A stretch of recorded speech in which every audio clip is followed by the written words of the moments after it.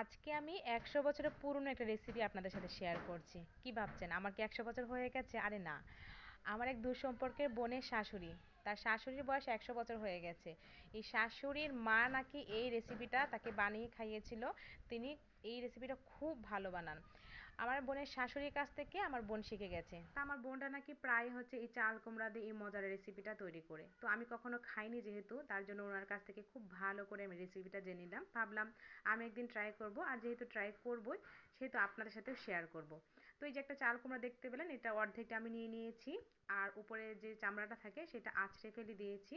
আমি চামড়াটা পুরোটা ফেলিনি, এটা আমি আঁচড়ে ফেলে দিয়েছি। এরপর চাল কুমড়াগুলো একটু মোটা মোটা করে কেটে নিয়েছি। তারপরে চাল কুমড়ার ঠিক মাঝখান দিকে আবার একটু পাতলা করে, পুরোটা কাটবো না, একটু রেখে দেব। তো এইভাবে সবগুলো চাল কুমড়া আমি কেটে নিয়েছি। তারপর খুব ভালো করে ধুয়ে নেব, তারপর চাল কুমড়াগুলো সেদ্ধ করে নেব। তো চাল কুমড়া সেদ্ধ করার জন্য একটা পাতিলে বেশ কিছুটা পানি আগে ফুটিয়ে নিলাম। এরপর এখানে হাফ চামচের মতো হলুদের গুঁড়া দিয়ে নিচ্ছি। তো হলুদের গুঁড়া দিয়ে আবারও কিছুক্ষণ ফুটিয়ে নেওয়ার পর এবার চাল কুমড়াগুলো দিয়ে নিলাম। তো চাল কুমড়াগুলো দিয়ে আমি প্রায় ১০ মিনিটের মতো চাল কুমড়াগুলো সেদ্ধ করে নেব। এর বেশি সেদ্ধ করার দরকার নেই। তো সেদ্ধ করার পর চাল কুমড়া পানিটা ফেলে দিয়ে আমি একটা স্ট্রেনারে রেখে দেবো, যে বাড়তি যে পানিটা সেটা হচ্ছে ছেঁকে নেব।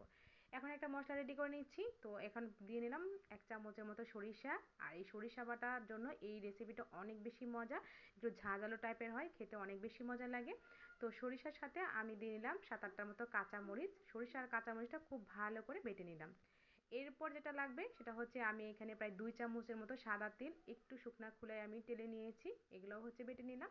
আর এই তিলটা দেওয়ার কারণেও কিন্তু রেসিপিটা অনেক বেশি মজা হয়েছিল। তো তিলটা বাটা হয়ে গেছে, এরপর বেটে নিব কয়েকটা বাদাম। তো বাদামগুলো আমি একটু টেলে নিয়েছি। তো বাদামগুলো টেলে নেওয়ার পর আবারও খুব ভালো করে তিল বাদাম এগুলো বেটে নিচ্ছি। সরিষা বাদাম আর তিল আর এই তিনটা উপকরণে কিন্তু এই রেসিপিটা অনেক বেশি মজার করেছে। তো এই সবগুলো উপকরণ আমি খুব ভালো করে বেটে নিয়েছি। এখন অল্প করে কিছু মশলা দিয়ে নিচ্ছি। সামান্য একটু লবণ দিয়ে নিলাম, তারপর হাফ চামচ করে হলুদের গুঁড়া ধনিয়া গুঁড়া দিয়ে নিলাম। মরিচ দিলাম না, কারণ কাঁচা মরিচ অ্যাড করেছি এখানে। তারপরে মশলাগুলো আমি এই সবগুলো উপকরণের সাথে খুব ভালো করে মাখিয়ে নিচ্ছি।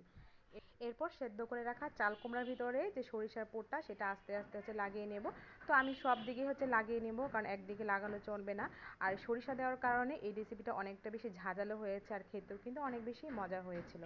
তো আমি সবগুলো চাল কুমড়ার উপর দিয়ে নিয়েছি, মাঝখানে সব দিকেই কিন্তু এই মশলাগুলো লাগিয়ে নিয়েছি। এরপর আমি ভেজে নেব। আর ভাজার আগে আমার আরেকটা কাজ করতে হবে, আর শুধু শুধু চাল কুমড়াগুলো যদি এভাবে ভেজে নিই তাহলে কিন্তু তেলের মধ্যেই চাল কুমড়াটা যে মশলাটা দিয়েছি সেটা কিন্তু পড়ে যাবে, যার কারণে কিন্তু একটা ব্যাটার তৈরি করে নিয়েছি বেসনের। তো বেসন দিয়ে নিচ্ছি প্রায় ১ কাপের একটু কম। এরপর একটু হলুদের গুঁড়া, মরিচের গুঁড়া, ধনিয়ার গুঁড়া আর একটু লবণ দিয়ে আমি হচ্ছে এই বেসনের ব্যাটারটা তৈরি করে নেব।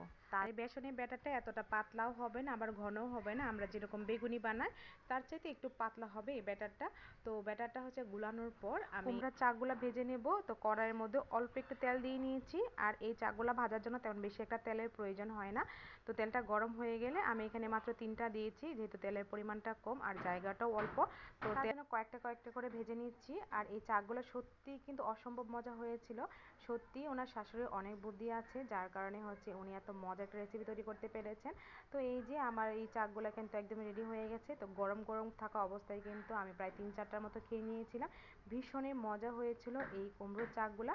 তো আপনারা একবার ট্রাই করতে পারেন, আশা করছি আপনাদেরও ভালো লাগবে। আল্লাহ হাফেজ।